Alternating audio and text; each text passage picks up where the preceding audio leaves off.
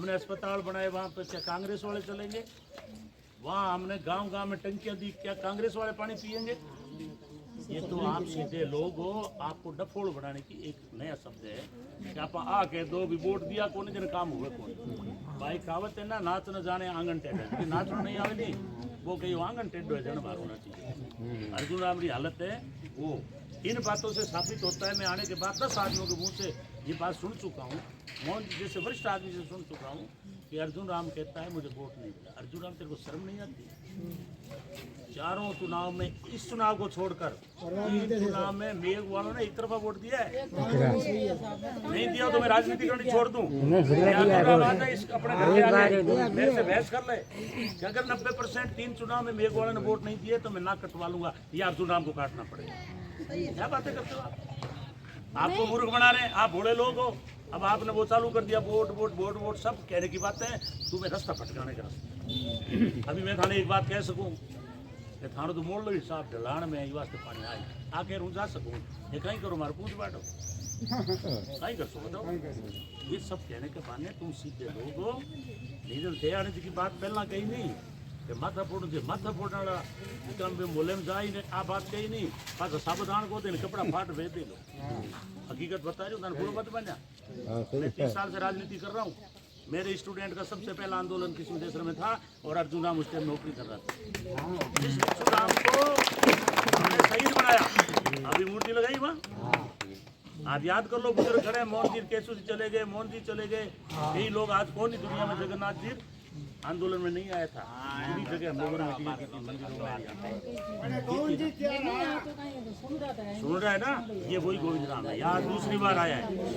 उस टाइम भी मेरे में इतना ही करंट था, अब तो मैं मंत्री रहा हूँ, उससे ज्यादा ज्ञान है। और उस टाइम भी मैं लाश की भिक्षु राम की बॉडी लेके हम कचहरी चले गए, ठीक है।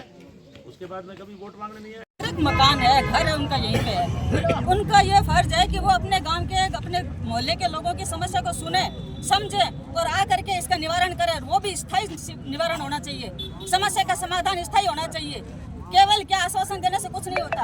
हम लोग डूब रहे हैं, हमारे बहन भाई सारे डूब रहे हैं, मोहल्ले के घरों में लोगों के इतने तक पानी आ गया, मकान भी टूट गए, जो कच्चे मकान थे या पुराने मकान थे वो टूट गए।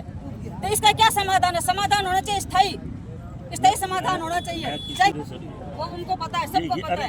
हाँ, उनका भी पैतृक गांव जो है अर्जुन राम जी का यही है, किसमी देश है। वो वोटों की बात कर रहे हैं और उनको शर्म आनी चाहिए। वो कह रहे हैं मैंने वोट नहीं किया, इससे मैं काम बोलो। ये बात भी सुनने में आई है कि एमपी साहब कह रहे हैं कि मेरे को वोट नहीं दिया यहाँ से। मेरा नाम लक्ष्मी है, मैं किसमी देश से हूँ यहाँ की। और लेकिन है ना, आज अर्जुन राम जी यहीं के रहने वाले हैं। वो ये बात कह रहे हैं कि यहाँ वोट नहीं मिले, तो इस बार नहीं मिले, पीछे 3 बार कैसे जीते वो लोग, ये बताओ। और इसका आप आरटीआई लगा के बताओ कि आपको कितने वोट मिले, क्यों नहीं मिले, कितने मिले। वोट तो मिले उनको, जीते इसी वजह से ही है। लेकिन ये समस्या इतनी हो रही है कि हम लोग सब परेशान है, भाई बहन हमारे बहुत परेशान है। घरों में पानी भर गया, खाना पीना बिल्कुल नहीं हो पा रहा है, कपड़े लत्ते सारे खराब हो रहे हैं, बदबू मारे, पूरा घर जीवन दुष्भर हो रहा है। आज मैं किस्मदेसर गांव में आया हूँ। इस गांव से मेरा बहुत पुराना लगाव है और बहुत ही दुख की बात है कि अर्जुन राम जी जो आज मंत्री हैं वो इसी गांव के हैं, उनका पैतृक गांव है। आज हमारी माँ बेटियाँ, बहन बेटियाँ और बुजुर्ग नौजवान सभी लोग सड़क पे हैं। मुझे उम्मीद नहीं थी कि अर्जुन राम जी इतने नकारा बन चुके हैं। और मैं ये कहता हूँ, एक कानून मंत्री होते हुए इतना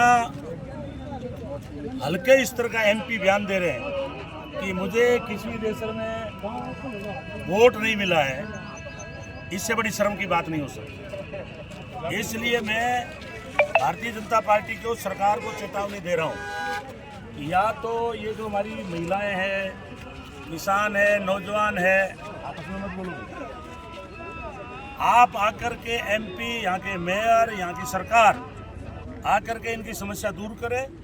शर्माती है कि आप अपने आप को एमपी कह रहे हो। मैं कह रहा हूँ अर्जुन राम जी, मेरा आरोप है कि भारत के अंदर आपसे नकारा, निर्लज कोई एमपी नहीं मिलेगा। आप भारत में पहले एमपी हो जिनके गांव की ये दुर्दशा देखकर हर आदमी को शर्म आती है। आपको शर्म नहीं आ रही है? आप आए दिन बड़े बड़े बयान दे रहे हो, बड़ी बड़ी बातें कर रहे हो। आरक्षण आज कानून में खत्म हो रहा है, और आप मोदी की पैरवी कर रहे हो। और दूसरी तरफ आपका जो पैतृक गांव है, या तो आकर के इनकी समस्या सुन करके यहाँ सिविल लाइन की जरूरत है सिविल लाइन डालो, पुल की जरूरत है तो पुल बनाओ, चाहे यहाँ भले 20 करोड़ रुपए लगे 50 करोड़ रुपए लगे, लेकिन ये प्रॉब्लम दूर होनी चाहिए। अन्यथा मैं इन किस्मी देशर के लोगों से मीटिंग कर रहा हूँ साथ करके और कलेक्ट्री पे धरना दूंगा। और जब तक इस समस्या का निस्तारण नहीं होगा हम वहां से धरने से नहीं हटेंगे। और आप जो कह रहे हो ना मुझे किस्मी देशर में वोट नहीं मिले, किस्मी देशर में वोट आपको इसलिए कम मिले हैं कि आप जैसे व्यक्ति को ये जानते थे कि आप कितने कमजोर आदमी हो, ये जानते थे कि आप किसी कर्म के नहीं हो, इसलिए आपको वोट कम मिले हैं। और इस बार भी आप ईवीएम मशीन से जीते हो, फर्जी वोटों से जीते हो। मैं आपको चेतावनी दे रहा हूँ, आज इस किस्मी देशर सहित बीकानेर में जो भी अतिवृष्टि हुई है, जहाँ पानी गिरा है, मकान टूट गए, मैं कल खाजूवाला था, वहाँ फसलें